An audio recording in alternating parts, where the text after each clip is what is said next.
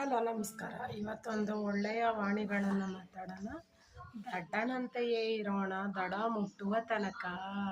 ಸೋಲುಗಳ ಹೊಡೆತ, ಅವಮಾನಗಳ ಹೊಡೆತ, ಬಡತನಗಳ ಹೊಡೆತ ಬಿದ್ದಾಗಲೇ ಮನುಷ್ಯನು ಬದಲಾಗುವುದು.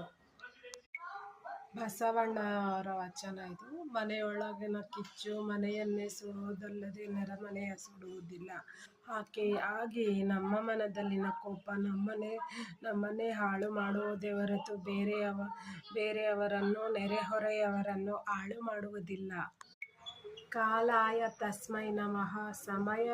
ಸಮಯವೇ ಎಲ್ಲವನ್ನು ತಿಳಿಸುತ್ತೆ, ಸಮಯವೇ ಎಲ್ಲವನ್ನು ತೋರಿಸುತ್ತೆ. ಕರ್ಮದ ಹೊಡೆತ ಬಹಳ ಭಯಂಕರವಾಗಿರುತ್ತದೆ. ನಮ್ಮ ಪುಣ್ಯದ ಸಮಯ ಯಾವಾಗ ಮುಗಿಯುತ್ತದೆಂದು ನಮಗೆ ಗೊತ್ತೇ ಆಗುವುದಿಲ್ಲ. ಸಂಗ್ರಹವಾದ ಪುಣ್ಯದ ಸಮಯ ಯಾವಾಗ ಮುಗಿದು ಹೋಗುತ್ತದೆಂದು ನಮಗೆ ತಿಳಿದೇ ಇರುವುದಿಲ್ಲ. ಪುಣ್ಯ ಮುಗಿದ ನಂತರ ಸಮರ್ಥವಾದ ರಾಜನೂ ಸಹ ಭಿಕ್ಷೆ ಬೇಡಬೇಕಾಗುತ್ತದೆ ಈ ಕಲಿಯುಗದಲ್ಲಿ.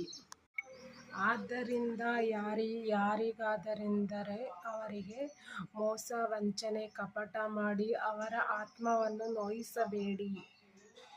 ಕರ್ಮವು ನಿಮ್ಮನ್ನು ಹಿಂಬಾಲಿಸುತ್ತದೆ. ಅದರ ಹೊಡೆತ ತೀರಾ ಭಯಂಕರವಾಗಿರುತ್ತದೆ ಅಲ್ಲವೇ ಸ್ನೇಹಿತರೆ? ಮನುಷ್ಯನಿಗೆ ಅಹಂ ಬರಲು ಕಾರಣವಾದ ವಿಷಯಗಳೇನೆಂದರೆ ರೂಪ, ಯೌವನ, ಅಧಿಕಾರ, ಅಹಂ, ಸಂಪತ್ತು ಮತ್ತು ಖ್ಯಾತಿ.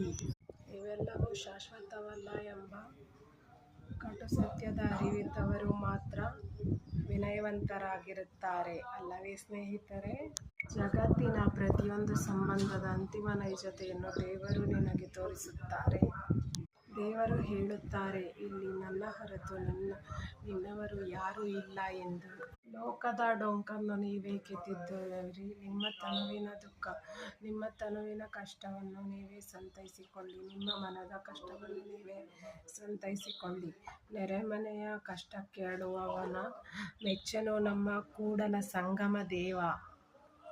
ನನ್ನವರು ಯಾರೂ ಇಲ್ಲ ಅನ್ನೋ ಮಾತು ನಿಮ್ಮ ಮನಸ್ಸಲ್ಲಿ ಬಂದಾಗ ನನಗೆ ನಾನೇ ಎಲ್ಲ, ನನಗೋಸ್ಕರ ನಾನೇ ಅನ್ನೋ ವಾಣಿ ನಿಮ್ಮ ಆತ್ಮಸಾಕ್ಷಿಯಲ್ಲಿ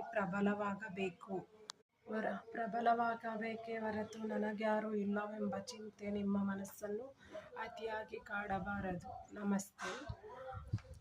ಇನ್ನು ಉತ್ತಮ ವಾಣಿಯೊಂದಿಗೆ ನಾನು ನಿಮ್ಮನ್ನು ಭೇಟಿಯಾಗುತ್ತೇನೆ. ಅಲ್ಲಿಯವರೆಗೂ ನನಗೆ ಪರ್ಮಿಷನ್ ಕೊಡಿ.